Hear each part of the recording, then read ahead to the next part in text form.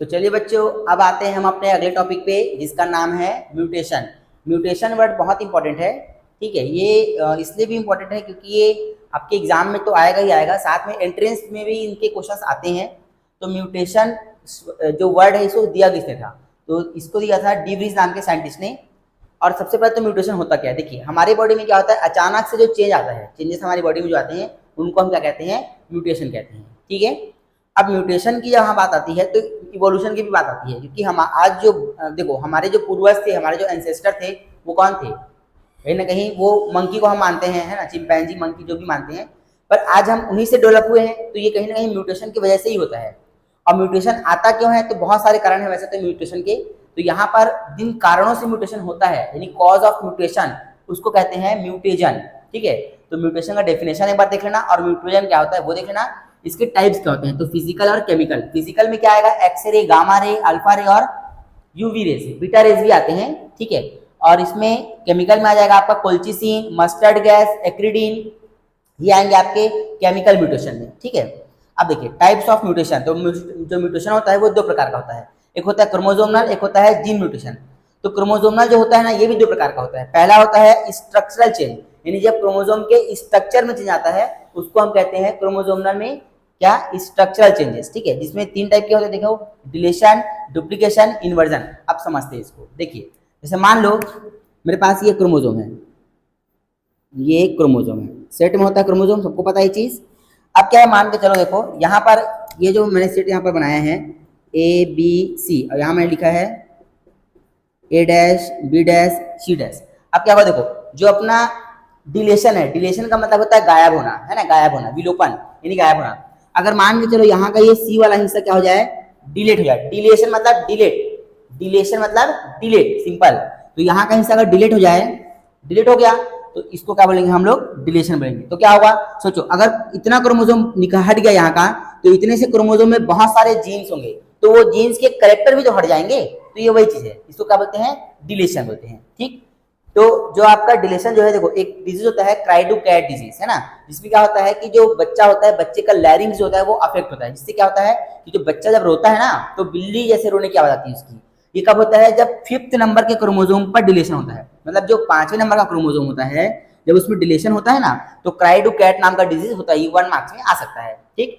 Next है अपना duplication. Duplication मतलब डुप्लीकेट, है ना। देखो जैसे मान लो यहाँ का सी वाला गायब हुआ और ये सी वाला आकर के यहाँ के अटैच हो गया, सी डैश यहाँ आ गया, तो देखो डबल डबल आ गया, यहाँ का सी यहाँ आ गया ना, तो सी सी डैश डुप्लीकेट हो गया, तो इसको बोलेंगे डुप्लीकेशन। एक होता है इन्वर्जन। इन्वर्जन में क्या होता है ना, कि क्रोमोसोम जो इसमें क्रोमोसोम के सेट होते हैं या क्रोमोसोम का जो सेगमेंट होता है उसका क्या होता है, चेंज होता है, वो मतलब आगे पीछे हो जाता है, उसको क्या बोलते हैं हम लोग, क्या, इन्वर्जन। मतलब ए के बाद बी आना चाहिए तो सी आ जाता है, सी के बाद डी आना चाहिए तो ई आ जाता है, ये वो आगे पीछे हो जाएगा, तो क्या बोलेंगे उसको, इन्वर्जन। तो ये 3 टाइप याद रखना। इसमें आएगा ये स्ट्रक्चरल चेंज में, क्योंकि देखो क्रोमोसोम का कहीं ना कहीं स्ट्रक्चर चेंज हो रहा है, इसमें है क्रोमोसोम उतना ही। मतलब देखो अगर क्राइडो कैट वाली डिजीज मान लो किसी को है, तो उसमें क्रोमोसोम कितना होगा, उसमें 46 ही होगा, क्रोमोसोम कम या ज्यादा नहीं होगा उसमें, बस क्रोमोसोम जो है ना 5th नंबर का उसका स्ट्रक्चर चेंज हो जाएगा, तो इसको क्या बोल रहे हैं हम लोग, स्ट्रक्चरल चेंज, ठीक है। एक होता है डिजीज अपने को देखो माइलोजिनस ल्यूकेमिया, जो कि एक प्रकार का ब्लड कैंसर है, इसको माइलोइड ल्यूकेमिया भी बोलते हैं, AML एक्यूट माइलोइड ल्यूकेमिया, जो कि 22 नंबर का जो क्रोमोसोम होता है ना, उसमें 9th नंबर के क्रोमोसोम का डिलीशन हो जाता है। मतलब क्या, देखो समझो इसको कि 22 नंबर में आ जाता है 9th वाला, तो उसको क्या बोलते हैं हम लोग, माइलोजिनस ल्यूकेमिया। तो ये आपको थोड़ा सा याद रखना पड़ेगा, ठीक है, एक बार इसको देख लेना। नेक्स्ट है क्या, न्यूमेरिक चेंज। न्यूमेरिक का मतलब होता है नंबर, इस बार क्या होगा, सीधा नंबर ही चेंज हो जाएगा। क्या हो जाएगा चेंज, नंबर ही चेंज हो जाएगा, तो इसको हम क्या बोलते हैं, एनीप्लॉइडी बोलते हैं, याद रखना। जब क्रोमोसोम का सीधा नंबर ही चेंज हो जाए या नंबर बढ़ जाए, देखो नॉर्मली हमारे पास कितने क्रोमोसोम होते हैं, हमारे बॉडी में कितने क्रोमोसोम है, 46। अगर 47 हो जाए या 45 हो जाए तो उसको क्या बोलते हैं, एन्यूप्लॉइडी। अब वो 2 प्रकार का है, हाइपोप्लॉइडी और हाइपरप्लॉइडी। हाइपो बायो में याद रखना, कभी भी हाइपो का मतलब होता है कम और हाइपर का मतलब होता है ज्यादा। तो अगर नंबर ऑफ क्रोमोसोम डिक्रीज हो जाए तो बोलते हैं उसको हाइपोप्लॉइडी, और अगर नंबर ऑफ क्रोमोसोम इंक्रीज हो जाए तो बोलते हैं उसको हाइपरप्लॉइडी। हाइपोप्लॉइडी जो होता है, देखो अगर 2n-1 यानी टोटल क्रोमोसोम कितना था हमारे पास, 2n बराबर क्या होता है हमारी बॉडी में, 46। अगर हमारे पास 46-1 यानी कि कितना हो जाए, 45 हो जाए, तो इसको क्या बोलेंगे, मोनोसोमी। क्यों बोल रहे हैं, देखो मोनोसोमी एक्चुअली में जो 46 है ना वो कैसा है, 44 + XY है, मेल है, तो और 44 प्लस XX है, फीमेल है। तो अगर ये 2n-1 होता है तो ये क्रोमोसोम जो है वो अलग हो जाएगा। देखो X एक बचा यहाँ पर, सिंगल बचा ना, अकेला सिंगल, इसलिए मोनोसोमी। सिंगल मतलब 1 और 1 मतलब मोनो भी होता है, तो मोनोसोमी। अगर क्या हो जाए कि 2 यहाँ से गायब हो जाए, 2, तो अगर सोचो अगर दोनों गायब हो जाए तो यहाँ 0 बचेगा। 0 मतलब क्या होता है, नल, नील होता है ना 0 मतलब, तो 2n-2 मतलब नील सोमी, ये नल सोमी, नली सोमी बोल सकते हैं इसको। ठीक है, क्लियर। तो याद रखना, अगर यहाँ पर 2 गायब हो जाएगा, दोनों के दोनों, देखो XX था या XY था, अगर XX दोनों गायब हो गया तो नलसोमी, और केवल एक गया तो एक बचा ना, तो एक बचा इसलिए यहाँ पर मोनोसोमी। तो जितना दिखता है ना उसके हिसाब से नाम दिया जाता है। ठीक है, यहाँ देखो हाइपरप्लॉइडी। अब बताओ 2n+1 यानी कि क्या होगा बताओ, 44 प्लस XY तो पहले ही रहा होगा, अब एक X या एक Y या कुछ भी एक एक्स्ट्रा आ जाएगा। मान लो एक X आ गया, तो बताओ यहाँ पर कितना हो गया, 1 2 3 हुआ ना, तो क्या नाम देंगे, ट्राइसोमी, है ना। और यहाँ 2 है मतलब एक और एक्स्ट्रा आ जाएगा, तो बताओ क्या नाम क्या देंगे, 1 2 3 4, 4 क्या बोलते हैं बताओ, साइंस में टेट्रा बोलते हैं ना, तो टेट्रासोमी। क्लियर, आई होप कि आपको क्लियर हो गया होगा। अब ऐसा होता कैसे है वो समझो। क्या होता है ना, जब गैमेट फॉर्मेशन होता है, गैमेट फॉर्मेशन होता है, तो गैमेट फॉर्मेशन के लिए कौन सा वाला सेल डिवीजन चाहिए, मियोसिस चाहिए। तो मियोसिस में क्या होता है कि जब स्पिंडल फाइबर जो होते हैं ना वो ठीक तरह से काम नहीं करते, तो क्या होता है कि जो स्पिंडल फाइबर क्या होता है, जब जब ऐसा एस्टर जब खिंचाव होता है क्रोमोसोम का, देखो समझो इसको, यहाँ पे बता रहा हूँ, ये आपको आना चाहिए, बेसिक चीजें हैं। देखो ये क्रोमोसोम यहाँ पर लगा हुआ है, 1 2 3 ऐसे यहाँ पर लगा है ये, तो जो खिंचाव यहाँ से आता है ना, तो एक आध क्रोमोसोम ये एक्स्ट्रा ऊपर चला जाता है, तो यहाँ पर कम हो जाएगा, यहाँ पर ज्यादा हो जाएगा। देखो 2n=6, 2n=6, 2 2 2 2 2 2 सेट बना। अब क्या हुआ, जब इसका क्या हुआ, जब ये 2 सेल में बटा तो 1 1 1 1 1 1 ऐसे होना चाहिए नियम से, राइट। तो ये है, लेकिन कई कारण से क्या होता है कि 1 1 इसका एक जो यहाँ आना चाहिए था वो उस तरफ चला गया, 1 1 2 हो गया। अब सिंपल सी बात है, इसका क्रॉस अगर हम कराते हैं इसके साथ, तो देखो 1 1 और 1 1 यानी 3 और 2 5 हो जाएगा, जबकि होना कितना था 6, भाई 6 होना था ना, बट है कितना 5, तो 2n-1 तो क्या बन गया, मोनोसोमी। और यहाँ पर जब इसका इससे कराएंगे तो एक एक्स्ट्रा बढ़ जाएगा, तो क्या हो जाएगा, देखो 2n+1 यानी कि ट्राइसोमी। तो ये आपको इतना क्लियर होना चाहिए। अब कुछ डिजीज देखे गए हैं एन्यूप्लाइडी से रिलेटेड, कुछ सेक्स क्रोमोसोम में और कुछ नॉर्मली सोमैटिक सेल, ठीक है, या सोमैटिक क्रोमोसोम में या ऑटोसोम में बोल सकते हैं हम लोग। तो क्रोमोसोम कितने टाइप के होते हैं, 2 टाइप के, ऑटोसोम, सेक्स क्रोमोसोम। ऑटोसोम मतलब स्टार्टिंग का 22 क्रोमोसोम ऑटोसोम, और जो लास्ट का होता है 23rd वो होता है सेक्स क्रोमोसोम। ये मेल का है और XX फीमेल का है, इतना आपको आता होगा। ठीक है, तो देखो पहला है मैं जो बता रहा हूँ कि क्या है, दोनों ये दोनों सेक्स क्रोमोसोम के है ना, सेक्स क्रोमोसोम में चेंजिंग आते हैं। पहला है टर्नर सिंड्रोम, 44A + XO।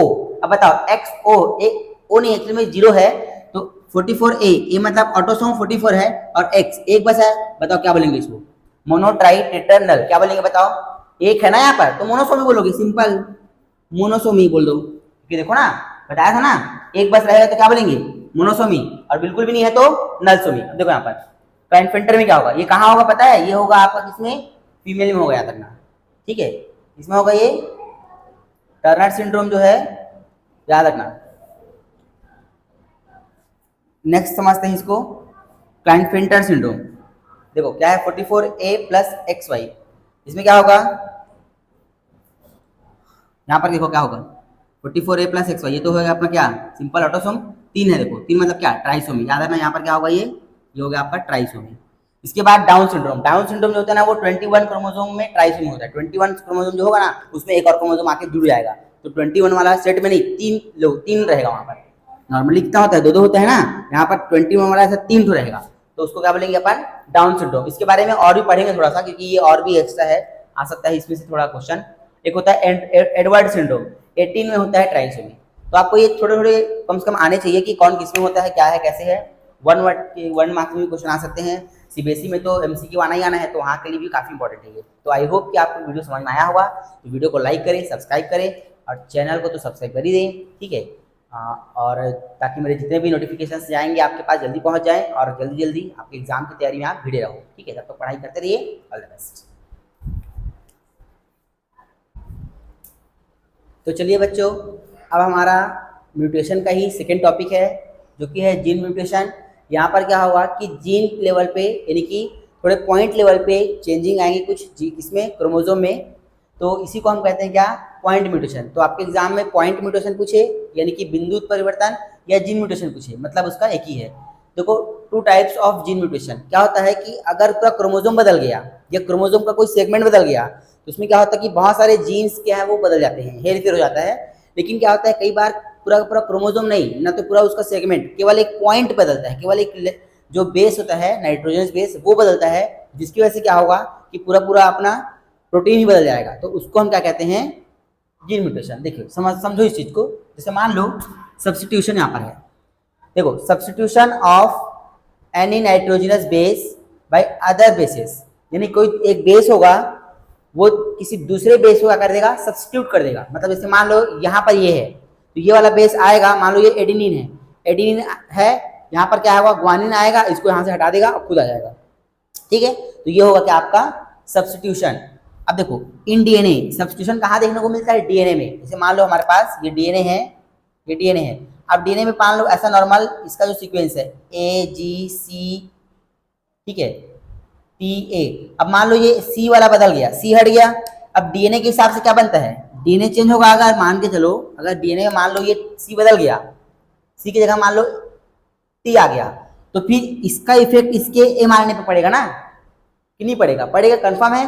क्योंकि डीएनए से ही तो बनता है mRNA। अगर डीएनए का चेन बदलता है, उसका नाइट्रोजनस बेस बदलता है, तो उसका इफेक्ट कहीं ना कहीं mRNA पे पड़ेगा ही पड़ेगा। ये चीज हम समझ सकते हैं क्योंकि हमने पढ़ रखा है क्या, ट्रांसक्रिप्शन। ट्रांसक्रिप्शन में क्या था, डीएनए से आरएनए बनता था। तो जब डीएनए चेंज हुआ तो आरएनए अपने आप चेंज हुआ, और जब आरएनए चेंज हुआ तो mRNA बदला, mRNA बदला तो उसका कोडॉन बदला, कोडॉन बदला तो नया कोडॉन आया, नया कोडॉन आया तो नया अमाइनो एसिड आएगा। बस ये समझना है। तो ये जो है उससे क्या होगा, नया प्रोटीन ही बदल जाएगा पूरा पूरा। ठीक है, चलिए substitution of purine by purine. अगर प्यूरिन का सब्स्टिट्यूशन प्यूरिन से होता है, ए और जी प्यूरिन में है, ए की जगह में जी आ गया या जी की जगह में ए आ गया, तो प्यूरिन ने प्यूरिन को बदल दिया, तो इसको हम क्या कहेंगे, ट्रांजिशन कहते हैं। लेकिन अगर substitution of pyrimidine by purine या प्यूरिन बाय पिरामिडिन हुआ तो इसको बोलेंगे क्या, ट्रांसवर्जन। जस्ट उल्टा है ना, तो ट्रांसवर्जन। ठीक है, अब देखो सिकल सेल एनीमिया, यहां से इस साल क्वेश्चन आने के चांसेस ज्यादा है 2024 में।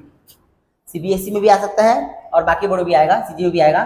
तो सिकल सेल एनीमिया क्या होता है, सिकल सेल एनीमिया, एनीमिया का मतलब क्या है पहले इसको समझो। एनीमिया इसके बारे में हम लोग और डिटेल पढ़ेंगे, अभी तो केवल हम लोग इसको पढ़ रहे हैं मॉलिक्यूलर लेवल पे, और भी डिटेल पढ़ेंगे इसको हम लोग। एनीमिया मतलब होता है कि एनीमिया का कारण बहुत सारा होता है। पहली बात तो अगर ब्लड की कमी हो जाए हमारे बॉडी में तो भी एनीमिया है। अगर मान के चलो हमारे बॉडी में हीमोग्लोबिन की कमी हो जाए तो भी एनीमिया है। हीमोग्लोबिन का स्ट्रक्चर बदल जाए तो भी एनीमिया है। तो एनीमिया के बहुत सारे कारण हैं। एनीमिया होता क्यों है, सिकल सेल मतलब जो आरबीसी होता है हमारा वो क्या होता है, सिकल के शेप का हो जाता है, हंसी आकार का हो जाता है। जिससे क्या होता है कि वो जो आरबीसी होता है वो ऑक्सीजन को कैरी करने में कैपेबल नहीं होता, अच्छे से ऑक्सीजन कैरी नहीं हो पाता, जिससे क्या होता है कि हमारे बॉडी में ऑक्सीजन की कमी होने लगती है। अब देखो सब्स्टिट्यूशन, ट्रांसवर्जन, तो सिकल सेल एनीमिया क्यों होता है, सब्स्टिट्यूशन की वजह से होता है। और कौन सा वाला सब्स्टिट्यूशन, तो ट्रांसवर्जन। ट्रांसवर्जन मतलब बताया था ना मैं, प्यूरिन का पिरामिडिन से होगा, तो समझ जाओ ये ट्रांसवर्जन है। कैसे, जो हमारा हीमोग्लोबिन होता है ना उसमें क्या हो, 2 अल्फा चैन और 2 बीटा चैन होते हैं। ठीक है, बहुत सारे अमाइनो एसिड से मिलकर बनता है, लगभग 540 अमाइनो एसिड से मिलकर बनता है क्या, हीमोग्लोबिन। ठीक है, अब उसमें क्या है, 2 अल्फा चैन और 2 बीटा चैन होते हैं।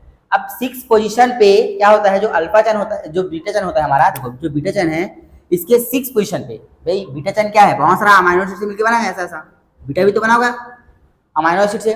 तो जो 6 नंबर का है 1 2 3 4 5 6 नंबर का जो अमाइनो एसिड है वहां पर क्या आना चाहिए, ग्लूटामिक एसिड आना चाहिए। ग्लूटामिक एसिड आना चाहिए, नॉर्मली आना चाहिए, तो ये होना चाहिए, ये राइट रहेगा अगर हुआ तो। लेकिन अगर म्यूटेशन हो गया, कौन सा म्यूटेशन, पिरामिडिन आ गया प्यूरिन की जगह में या प्यूरिन आ गया पिरामिड की जगह में, देखेंगे उसको। अगर म्यूटेशन आ गया तो 6 पोजीशन पर आ जाता है वेलिन। और जब ये 6 नंबर पे वेलिन आएगा ना, देखो ग्लूटामिक एसिड आएगा तो ये नॉर्मल हीमोग्लोबिन है, ये ऑक्सीजन को कैरी कर सकता है। लेकिन अगर इसी जगह में मान लो आ गया वेलिन, और जब वेलिन आ जाएगा तो ये ऑक्सीजन को कैरी अच्छे से नहीं कर पाएगा, तो हमारे बॉडी में क्या होगी, ऑक्सीजन की कमी हो जाएगी। इसी को हम क्या बोलते हैं, सिकल सेल एनीमिया। और उसमें क्या होगा कि जो अपना आरबीसी है ना वो क्या होगा, एबनॉर्मल हो जाएगा, तो आरबीसी सिकल शेप का हो जाता है। ठीक है, तो ये अब ऐसा कैसे हुआ वो समझते हैं। देखिए सबसे पहले क्या होता है कि हीमोग्लोबिन जब नॉर्मल रहेगा तो कैसे रहेगा, देखो डीएनए, एमआरएनए और हीमोग्लोबिन का बीटा चैन है ना। अगर नॉर्मल डीएनए है तो सीटीसी है डीएनए में, साइटोसिन, थायमिन और साइटोसिन। अब इससे जब एमआरएनए बनेगा तो जाहिर सी बात है इसका कॉम्प्लीमेंट्री बेस यहाँ आएगा, तो सी का क्या आ जाएगा जी, टी का क्या आ जाएगा ए, सी का आ जाएगा जी, यानी जी ए जी आएगा। और जी ए जी किसका कोडॉन है? ग्लूटामिक एसिड का कोडॉन है, यानी ये जब जब आएगा तो ग्लूटामिक एसिड आएगा और हमारा हीमोग्लोबिन नॉर्मल रहेगा। इनकेस अगर मान लो म्यूटेशन होता है, किसी भी कारण से म्यूटेशन होता है, तो क्या होगा? देखो इस थाइमिन की जगह में क्या आ जाएगा? एडेनिन आ जाएगा। तो बताओ थाइमिन क्या था? पिरामिडिन था, और एडेनिन क्या है? प्यूरिन है। तो पिरामिडिन का सब्स्टिट्यूशन हो गया प्यूरिन से, यानी कौन सा वाला हुआ? ये ट्रांसवर्जन हुआ ना, इसलिए हम क्या बोल रहे हैं? उसको ट्रांसवर्जन बोल रहे हैं। तो थाइमिन से क्या बदल गया? एडेनिन आ गया। अब जब ये बदल जाएगा तो जी भी बदल जाएगा, ये भी बदल जाएगा, और ये बदल गया तो इससे हमें ये कोडॉन किसके लिए है? ये कोडॉन वेलिन के लिए है। हमने पढ़ रखा है कोडॉन में कि हर कोडॉन एक पर्टिकुलर अमाइनो एसिड को कोड करता है। तो ये कोडॉन तो ग्लूटामिक एसिड के लिए था, पर ये वाला कोडॉन वेलिन के लिए है। तो ये बदला तो ये भी बदल जाएगा, वेलिन आएगा। अब इसी 6 नंबर पे क्या आ जाएगा? वेलिन आ जाएगा, और यही वाला हीमोग्लोबिन क्या हो जाएगा? एबनॉर्मल। ठीक है, और अब ये हीमोग्लोबिन जो रहेगा ना, वो ऑक्सीजन को कैरी करने के लायक नहीं रहेगा। ये अपना हो गया क्या? Sickle cell anaemia. तो शॉर्ट नोट, लॉन्ग नोट, कुछ भी यहाँ से आ सकता है। नेक्स्ट हम पढ़ते हैं यहाँ पर क्या? देखो म्यूटेंट जो रहेगा ना, उसको हम लोग HBS से पढ़ेंगे। मैं जब ह्यूमन जेनेटिक्स पढ़ाऊंगा तो इसका मैं क्रॉस भी कराऊंगा वहां पर, तो उसको एक बार और पढ़ेंगे हम लोग थोड़ा सा, बट इतना अच्छे से उस समय नहीं बताऊंगा, अभी अच्छे से समझ लो उसको। ठीक है, अब है फ्रेम शिफ्ट म्यूटेशन। देखो ये भी एक होता है, जैसे एक होता है सब्स्टिट्यूशन, एक होता है फ्रेम शिफ्ट। फ्रेम शिफ्ट भी बड़ा इजी है। देखो क्या होता है, जैसे मान लो ये अपना क्या है? ये अपना है mRNA। क्या है ये? mRNA। तो ये सब क्या है? mRNA है। तो ये सब क्या है? पूरा इसका ये है कोडॉन, इसका पूरा क्या है? ये कोडॉन है। तो लाइन से देखो कोडॉन सब लगा हुआ है, 1 2 3 4 5 6 7, मैंने 7 कोडॉन यहाँ पर लिखे हैं। होता क्या है कि एक बीच का ना कोई भी एक नाइट्रोजनस बेस होता है वो डिलीट हो जाता है, यानी कि लॉस्ट हो जाता है, गायब हो जाता है। अब जब ये लॉस्ट होगा ना, तो इसके आगे का जो सीक्वेंस है पूरा बदल जाएगा, क्योंकि कोडॉन किससे बनता है? 3 से बनता है। तो सोचो यहाँ से गायब नहीं हुआ तो ये AUG ही रहेगा, CCC ही रहेगा, और ये गायब हो गया, बीच का ये गायब हुआ तो ये AC। लेकिन ये तो 2 से तो बन नहीं सकता कोडॉन, तो ये तीसरा अभी इसने क्या कहा? इसको ले लेगा अपने तरफ, तो ACU हो जाएगा। देखो ACU। अब इसके पास कमी पड़ी तो ये अपना कमी इससे पूरा किया, तो यहाँ पर ये आ गया, तो A वाला यहाँ आ गया। इसके पास कमी पड़ा तो ये आ गया, इसके पास ये, तो इसके आगे का ना पूरा का पूरा सीक्वेंस ही बदल जाता है। और सीक्वेंस बदल गया, एक एक सीक्वेंस बदल गया, तो उससे क्या हो जाएगा? पूरा पूरा अपना नया नया अमाइनो एसिड जो आना चाहिए था वो अमाइनो एसिड आएगा नहीं। तो इससे भी क्या होगा? अपना बीटा चेन क्या होगा? अफेक्ट होगा। ये तो बीटा चेन बनेगा ही नहीं। ऐसा भी कई बार होता है, जैसे मान लो ये आया समझ में, इसको बोलते हैं क्या? Frame shift. तो वो शिफ्ट हो गया ना, पूरा शिफ्ट होते जा रहा है कि इसलिए फ्रेम शिफ्ट। अब देखो थैलेसीमिया एक डिजीज होती है, थैलेसीमिया। इसमें क्या होता है कि इसमें बीटा चेन जो होता है ना, वो या तो बनता नहीं है या तो एबनॉर्मल हो जाता है। कई बार बीटा चेन की जगह में अल्फा के साथ में क्या होता है? डेल्टा चेन आ जाता है। ठीक है, जो कि सही नहीं होता, वो भी हीमोग्लोबिन जो होता है वो आपका एबनॉर्मल रहेगा। तो आई होप कि आपको ये पूरा टॉपिक आया होगा समझ में। म्यूटेशन अच्छे से पढ़ के जाना, यहाँ से क्वेश्चन इस बार आएंगे कहीं ना कहीं से, CG हो चाहे CBSE हो, दोनों में कहीं ना कहीं दोनों में आ सकता है क्वेश्चन। ठीक है, तब तक पढ़ाई करते रहिए। All the best.